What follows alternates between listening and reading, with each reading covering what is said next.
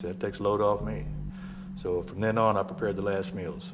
I guarantee everything will tickle your taste buds. I mean, it's everything we have is good down-home cooking. And this is exactly the way James Beathart served his meal.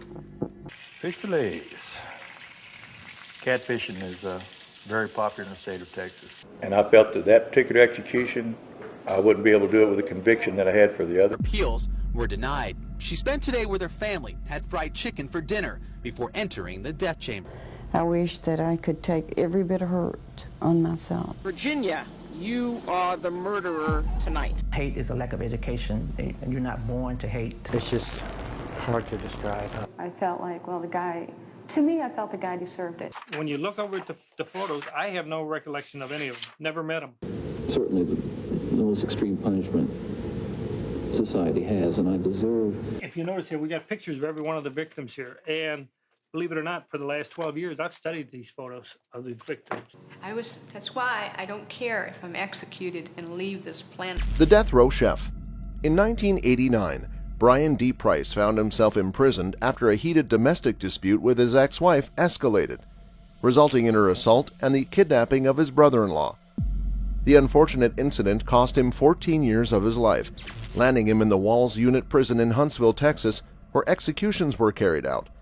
As with all inmates, Price was assigned a job during his incarceration, and he was placed in the prison kitchen. One day, the usual inmate responsible for preparing the last meals for those on death row was unable to fulfill his duty. My name is Brian Price, and I am the Death Row Chef. During their last weeks on death row, the inmate would be given a last meal request, which I have here. I was a musician and a photographer, and they told me, well, not any longer, now you're in the kitchen. I was going to do it with all my heart, all my passion that I could put into it, as if it was someone that I loved. Imagine what's going through their minds. This is my last meal on this earth. My name is Brian Price. I'm originally from San Antonio, where I was born in Texas. The prison staff approached Price, asking if he would be willing to step in and fill the role. Though they couldn't force him, Price agreed to take on the somber task. He made a heartfelt decision to treat each last meal as if it were being prepared for a loved one, someone he cared deeply for. With this mindset, Price aimed to make every last meal the best it could be, despite the limited resources and ingredients available within the confines of the prison kitchen.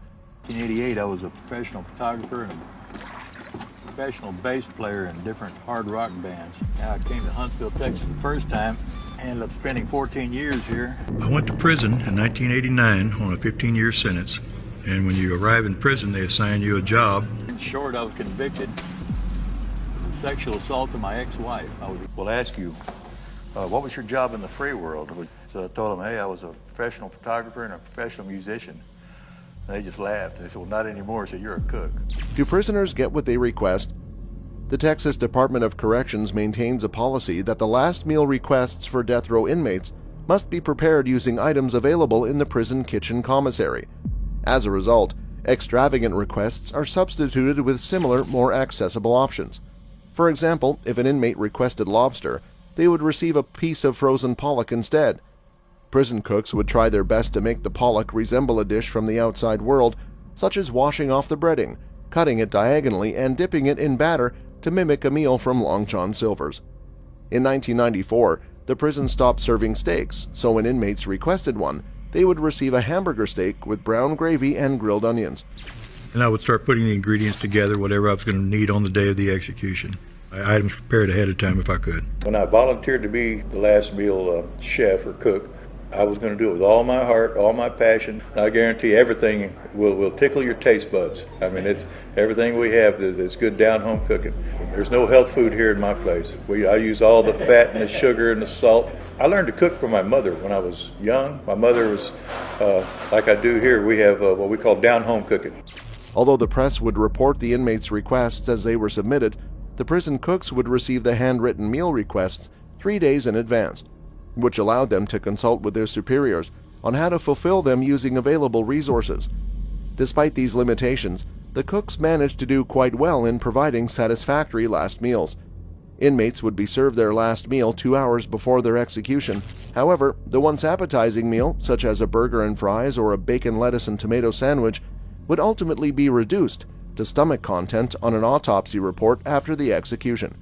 The cooks, recognizing the gravity of their task, always tried to do the best they could with what they had, aiming to provide a small comfort to the inmates in their final hours. Last meal for this guy, here's what he wants. And I was standing there, I said, what? What was that all about? He was the one cooking the last meals mainly back then. I said, they're going to be an execution tonight, you need to prepare the...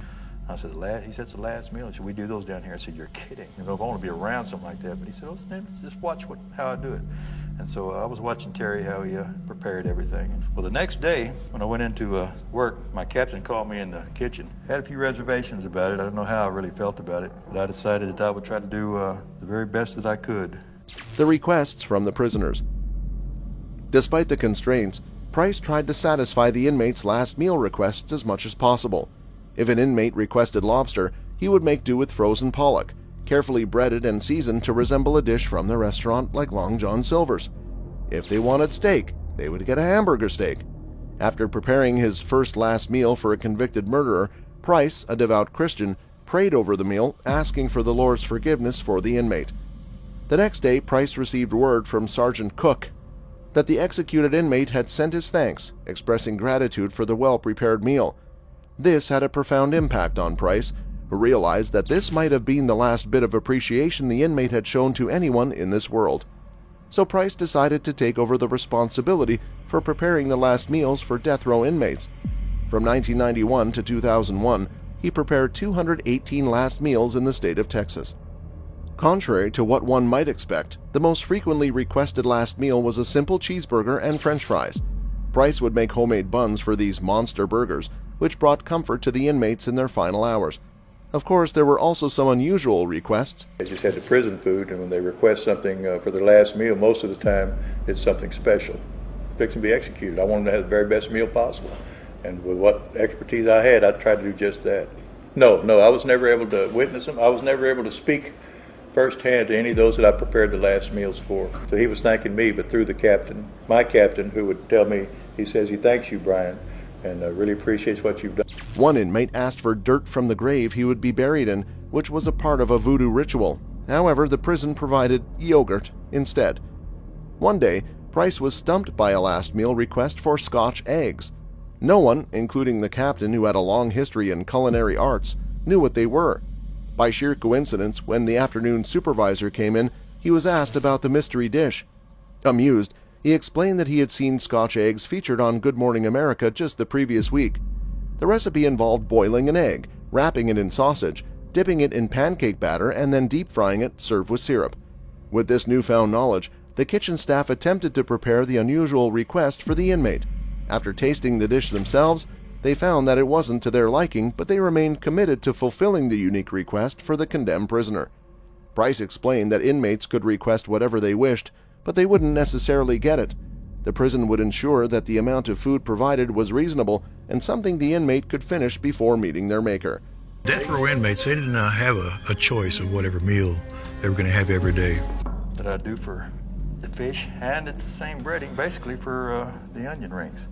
It's cornmeal and flour. Thanking me for the meal and saying how much he liked it, because he hadn't had food like that 15, 20 years maybe. Here they have a choice. I'm dipping these fillets in the milk and egg wash. Let most of it drip off. They've been soaked once. I'm gonna lay them. You know, and he'd look at me and say, man, he killed all my kids. How could you do that? How would I face him? And I said, yeah, I cooked him a great last meal, Ernest. Something they haven't had probably in 2 decades. The practice stopped. However, in 2011, the state of Texas stopped allowing inmates to choose their last meals after an incident involving white supremacist gang member Lawrence Russell Brewer. This decision deeply upset Price, who had since been released from prison, married, and was running his own restaurant. Brian Price, a former inmate and prison cook, offered to pay for and prepare every last meal for condemned inmates himself after Texas announced it was ending the tradition. Price believed that justice would still be served when the person was executed, but he urged the state to show its softer, more compassionate side by continuing to offer last meals. The last meal request by killer Russell Brewer was the final straw for some in Texas. Brewer was executed on September 21 for his role in the racially motivated 1998 dragging death of James Byrd Jr. His last meal request included an extravagant list of items, such as 2 chicken fried steaks, a triple meat bacon cheeseburger, a cheese omelet, a large bowl of fried okra, 3 fajitas, a pint of Bluebell ice cream, a pound of barbecue, a slab of peanut butter fudge, a pizza, and 3 root beers. However, Brewer didn't eat any of it, not even a single bite. Texas State Senator John Whitmire found it extremely inappropriate to provide such a privilege to a person sentenced to their death when their victim wasn't granted the same luxury. Texas prison officials agreed with Whitmire and immediately halted the tradition of allowing inmates to choose the menu for their last meal. Figure that up. 40 executions in 1 year. What does that divide into 365? And this is exactly the way James Beathart served his meal. What is that, one about every 8 days or so? I was a very busy man. Okay, well, now the chicken's ready. Once again, golden brown. We got fried crappie ready to eat.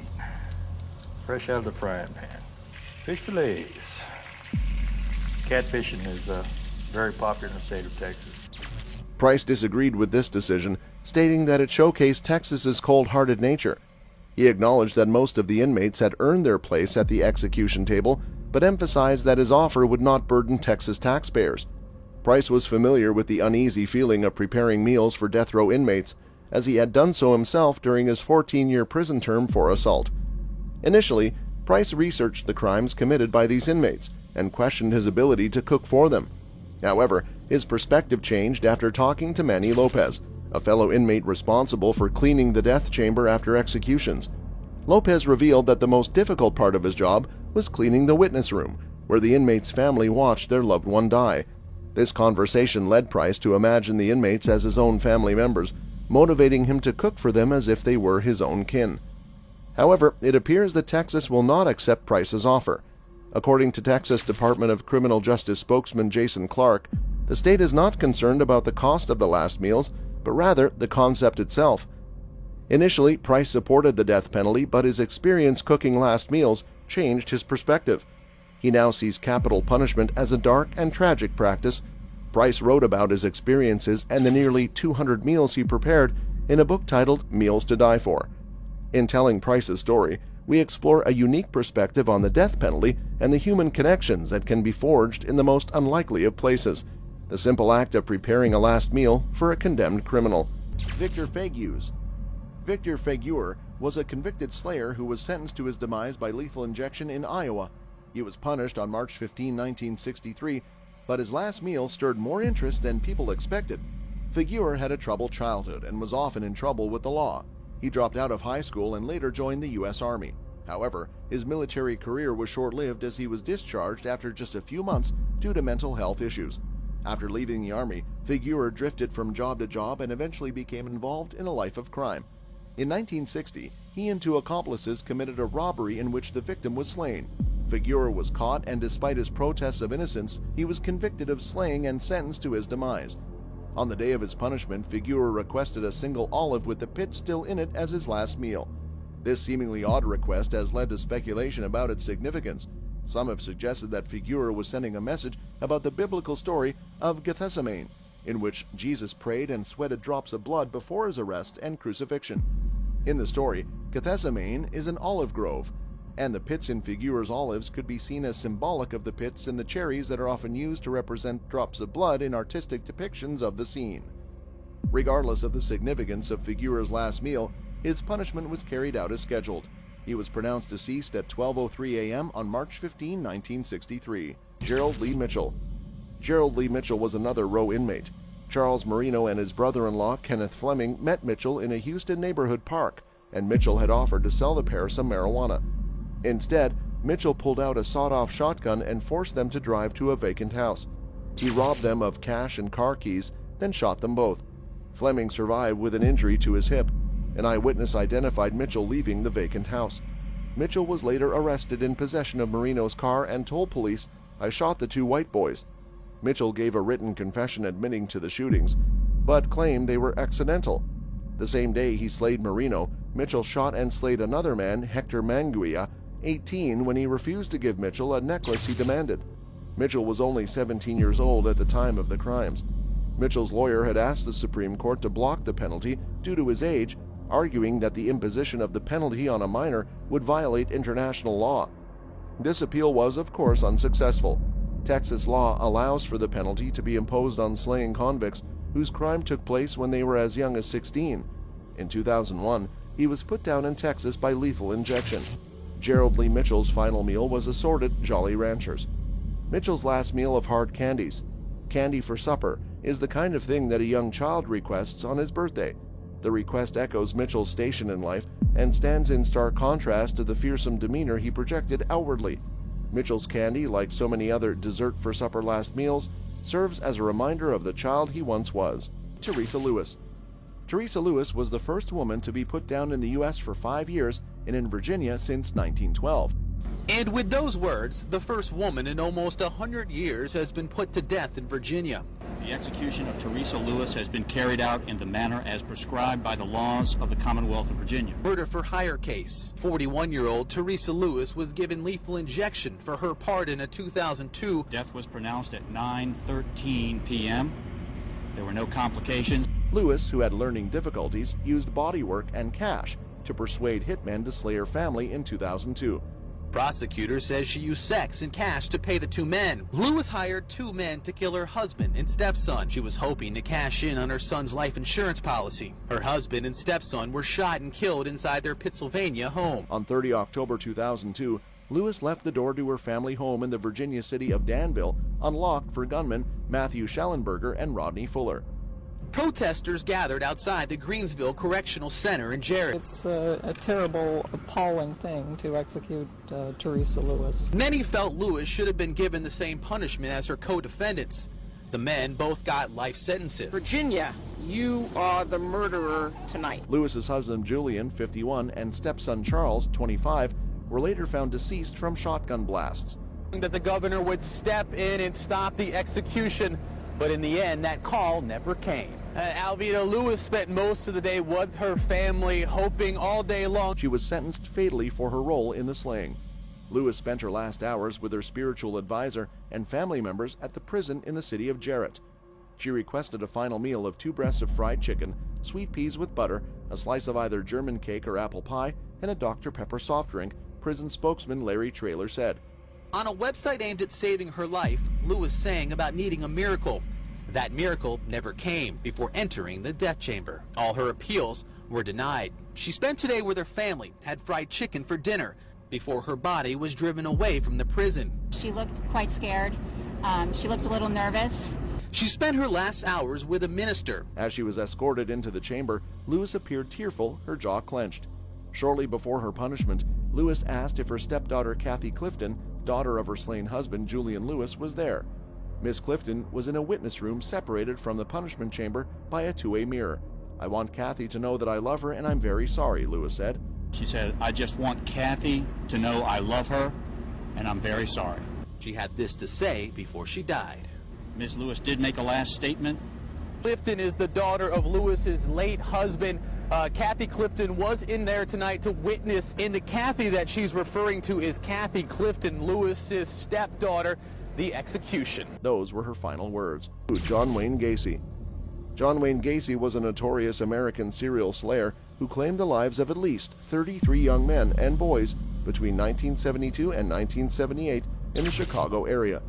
He was known as the Slayer Clown for his habit of dressing up as a clown for children's parties. Gacy was arrested in 1978 and sentenced to the gallows in 1980. He was put down by lethal injection in 1994.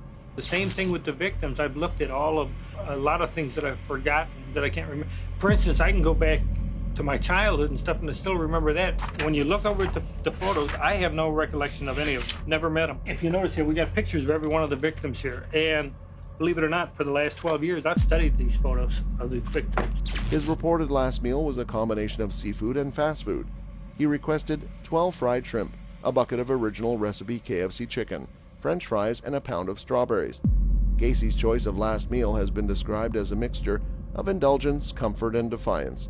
Some have argued that his request for strawberries was a nod to his childhood, as they were reportedly a favorite of his father. Others have criticized the practice of providing row inmates with the last meal of their choice, arguing that it is a waste of taxpayer money and a misplaced gesture of kindness towards those who have committed heinous crimes. Joseph Mitchell Parsons. Joseph Parsons was put down in 1999 before he hitched a ride with a man named Richard Ernest, who he later slayed. For his last meal, Parsons was joined by his brother and his cousin. Together, they shared a meal of Burger King Whoppers, fries, chocolate shakes, chocolate chip ice cream, and a packet of grape Hubba Bubba bubble gum. According to his lawyer, Parsons chose Burger King as his last meal because of the fast food chain's famous slogan, "Have it your way." He believed that this slogan symbolized his desire to take control of his own life, even in his final moments. This choice of a fast food meal as his last supper is intriguing and raises questions about Parsons' mindset and emotions in his final hours. The inclusion of Whoppers, fries, chocolate shakes, and ice cream in his last meal suggests a preference for indulgent and comfort food. It's possible that Parsons sought some form of solace or familiarity in the foods he chose as he faced the imminent end of his life. The addition of grape Hubba Bubba bubblegum also adds a touch of curiosity to his last meal, as it is not a typical choice for a final supper. Parsons' decision to share his last meal with his brother and cousin may have held symbolic significance for him, as it allowed him to spend time with loved ones in his final moments. It's also worth noting that the presence of family members during his last meal indicates that he had some form of support or connection even in the midst of his dire circumstances. Philip Workman. Philip Workman was put down in Tennessee. Unlike most people, he got his last meal wish after he perished. Workman had turned down the usual final meal of his choice traditionally offered to the condemned, asking instead that a vegetarian pizza be given to a homeless person. Prison officials refused to send out a pizza, and Workman passed by lethal injection. His family, Mrs. Oliver, to this day I still remember her, how I wanted to die at that moment, just watching her on the witness stand, and just because of what I created up to a certain point. But news accounts of his request touched a nerve with the public. It's just hard to describe. The perjured testimony, how many perjured testimonies does it take? In honor of his request, Nashville's Union Rescue Mission received 170 pizzas. Media reports said listeners to a radio station in Minnesota also ordered pizzas sent to another organization for troubled youngsters. Timothy McVeigh. Timothy McVeigh drove a truck containing 5,000 pounds of ammonium nitrate and nitromethane to the Alfred P. Murrah Federal Building in Oklahoma City in April 1995, resulting in the passings of 168 people and injuring hundreds more. He stated motivations were a combination of conspiracy theories, white supremacist ideology, anti-government sentiment, and paranoia about gun control. Up until his end by lethal injection, McVeigh maintained a posture of unrepentant defiance. He requested mint chocolate chip ice cream for his final meal, which became a subject of controversy and criticism. There is something deeply humanizing in the contemplation of the choices slayers make for their final meals. The most common requests are comfort foods, unhealthy meals that suggest childhood indulgences, and are reminders of the socioeconomic status of the kinds of people who are most frequently put down by the state. McVeigh's ice cream dinner sounds like something a child would want for his birthday meal. The request stands in stark contrast to the warrior image he worked so hard to cultivate. Eileen Wuornos. Eileen Wuornos was an infamous female serial slayer who terrorized Florida in 1989 and 1990. She was a former body worker who claimed that she took the lives of 7 men in self-defense after they physically attacked her or attempted to do so. However, the evidence suggested that she had claimed the men's lives for financial gain. Wuornos was convicted and sentenced to the gallows for 6 of the slayings. She had a troubled childhood, being abandoned by her mother and physically attacked by her grandfather. Wuornos's criminal history included arrests for driving under the influence, attacks, armed robbery, and attempting to pass forged checks. She was put down by lethal injection in 2002. I felt like, well, to me, I felt the guy deserved it. That's why I don't care if I'm executed and leave this planet. Her reported last meal was a cup of black coffee, which is in stark contrast to the extravagant or comfort meals requested by many other row inmates. James Edward Smith. James Edward Smith was an interesting individual, and his last meal request is definitely the strangest one on this list. With a seemingly normal childhood, James attended but didn't finish college. In his late 20s, he worked as a tarot card salesman and taxi driver. He also claimed to be a voodoo priest. On March 7, 1983, James attempted to rob the Union Life Insurance Company in the International Trade Center in Houston, Texas.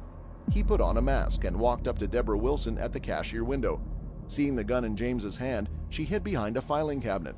Larry Rojas, the district manager, put some money in a trash can and placed it on a table near James. He started to walk toward Deborah, but James stopped him. James shot Larry once, and Larry began to run away.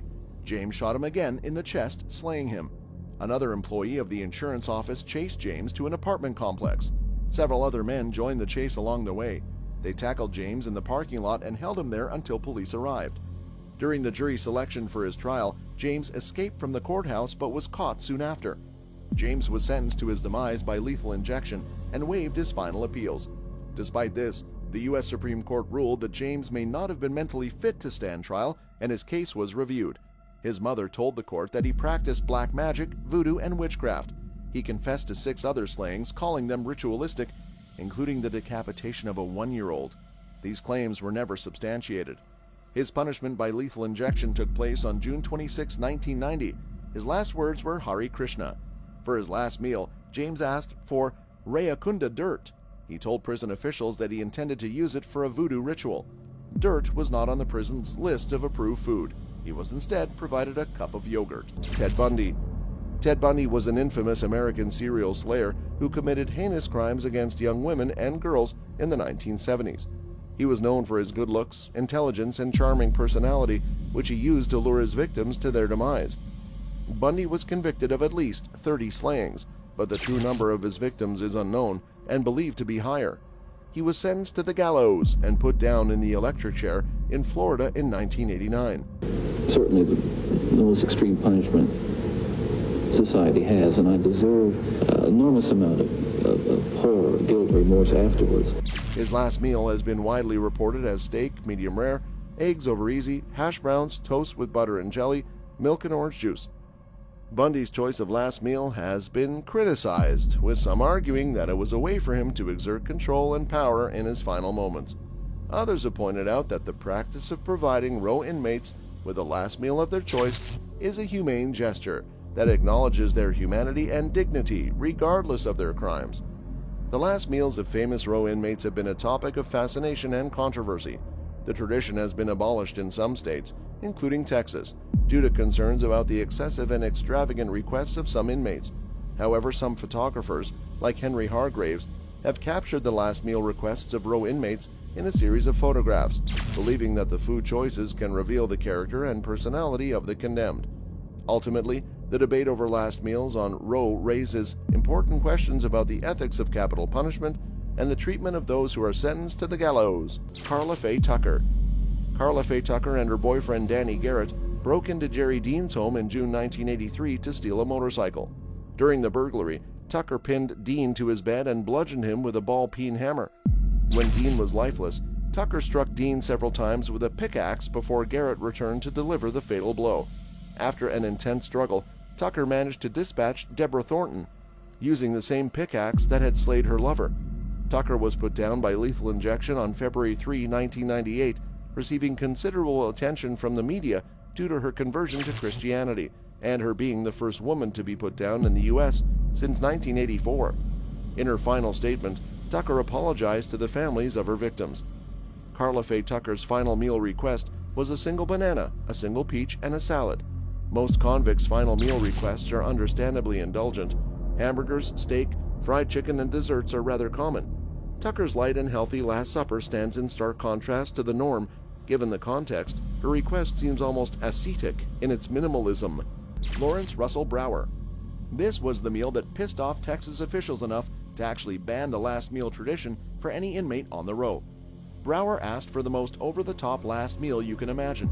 He ordered 2 chicken fried steaks with gravy and sliced onions, a triple patty bacon cheeseburger, a cheese omelet with ground beef, tomatoes, onions, bell peppers, and jalapenos, a bowl of fried okra with ketchup, 1 pound of barbecued meat with half a loaf of white bread, 3 fajitas, a meat lover's pizza, 1 pint of Bluebell ice cream, a slab of peanut butter fudge with crushed peanuts, and finally, 3 root beers. The cherry on top of this meal was the fact that he refused to eat any of it, simply saying he wasn't hungry. King, along with Sean Berry and Russell Brewer, stopped to give Bird a ride. They chained Bird to the back of their truck and dragged him 3 miles down a deserted road. King and Brewer were ex-cons, avowed racist, and dumped what was left of his body in front of a black church. That's where Sheriff Rouse found him the next day. On June 7, 1998, for nearly 3 miles down Huff Creek Road outside Jasper, Brewer and Sean Berry killed Bird by dragging him behind Berry's pickup truck. Of a gay man in Wyoming 3 months later led to the first federal hate crimes legislation. The capital murder convictions combined with a conviction in the killing. After the incident, Texas prison officials announced that they would do away with the long-standing tradition of giving end-row inmates the chance to choose their last meal. Instead, they'll simply have to eat whatever comes out of the kitchen. And overnight, Jasper became a touchstone around the world for race hatred and violence. Evidence at the scene, including a KKK lighter, quickly led the sheriff to the 3 killers. The killing brought in outsiders and opened racial fissures in the community. Hate is a lack of education, and you're not born to hate. It forced a dialogue about race relations that Bird's sister says still needs to continue. Ricky Ray Rector. Ricky Ray Rector was a convicted slayer who was put down by lethal injection in Arkansas in 1992. He was found guilty of slaying police officer Robert Martin and another man. Before the crime, Rector had shot himself in the head, resulting in a self-lobotomy that left him with permanent brain damage. His mental capacity was questioned during his trial due to his lobotomy and potential intellectual disability. Rector's last meal has been widely reported, which included a steak, well done, fried chicken, cherry Kool-Aid, and pecan pie, but he left the pecan pie untouched and told the prison staff that he was saving it for later. The length and difficulties of Rector's farewell were also criticized. As per sources, it took more than 50 minutes to find a suitable vein for the lethal injection, and the curtain remained closed between Rector and witnesses. Bill Clinton, who was running for president at the time, oversaw the scene. The case of Ricky Ray Rector has raised important questions about capital punishment, mental health, and the ethics of providing last meals to row inmates. Gary Carl Simmons Jr. Gary was 49 years of age. He was convicted and sent to the gallows for slaying 21-year-old Jeffrey Wolf on August 11, 1996, inside Gary Simmons' home. The slaying was drug-related. During the crime, Jeffrey's girlfriend was also physically attacked. Gary spent the last 14 years of his life on Mississippi's final row.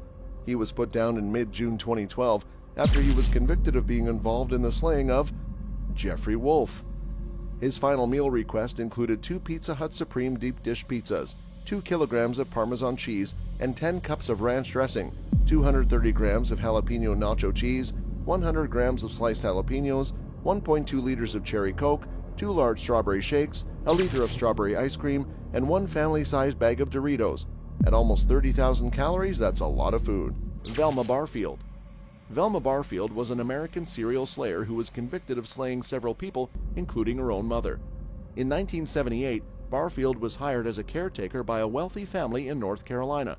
Over several years, she poisoned several members of the family, including her employer, with arsenic-laced food and drinks. She also slayed her mother by poisoning her with insecticide. Barfield was arrested in 1978 and later confessed to the slayings. She was found guilty and sentenced to her demise. I'm sorry for the hurt that I've caused. Now, drug-free, a repentant Barfield says she regrets the pain she has caused others. Today, if it were possible, so many people, I wish that I could take every bit of hurt on myself. On the row at Raleigh, Velma, now off the drugs, she expressed remorse for the years that the pills had blurred her judgment and destroyed her moral compass. However, she could not really explain why she had done what she did. Almost 6 years. The first week I was here was the worst week that I have spent. Total, isolation from everybody that I had been with. Drug nightmare. Days of not knowing where you are or what you've done. The last 10 years was just like that. She became a born-again Christian whilst awaiting trial, and during the next 6 years that she spent on the row, did a lot to help and counsel other female inmates. Her attorney would not allow her to say whether she knew what she was doing when she committed her crimes. It's her relationship with God, she says, that has enabled her to survive her confinement. But once confined in prison, Barfield says, she found God. I know that without him, living in prison every day is a struggle, even at its best. His strength that has sustained me, I couldn't have made it even thus far. Under North Carolina law, she was allowed the choice of her punishment by lethal gas or lethal injection, and not surprisingly, she chose the latter. She could not face her last meal and asked a guard to get her Coca-Cola and cheese doodles instead. She dressed in her own pink pajamas for the punishment and was made to wear a diaper.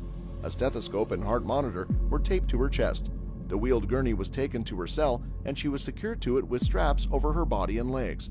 Catheters were inserted into her arms, and a saline drip started before she was wheeled into the chamber a few minutes before 2 a.m. 3 syringes were attached to each of the IV lines, and these were operated by 3 volunteers. One of the IV lines was in fact a dummy, so none of the 3 volunteers could be sure if he had actually finished her or not. She was pronounced deceased at 2:15 a.m. The punishment had gone without any hitches. Dobie Gillis. On July 8, 1984, an intruder entered Sonia Kipper's home and physically attacked and knifed her. Dobie Gillis Williams was picked up in a police roundup and allegedly confessed to the crime. He had an IQ of 65 and was represented by a lawyer who was disbarred for incompetence. He was put down by lethal injection on January 8, 1999, after a series of unsuccessful appeals.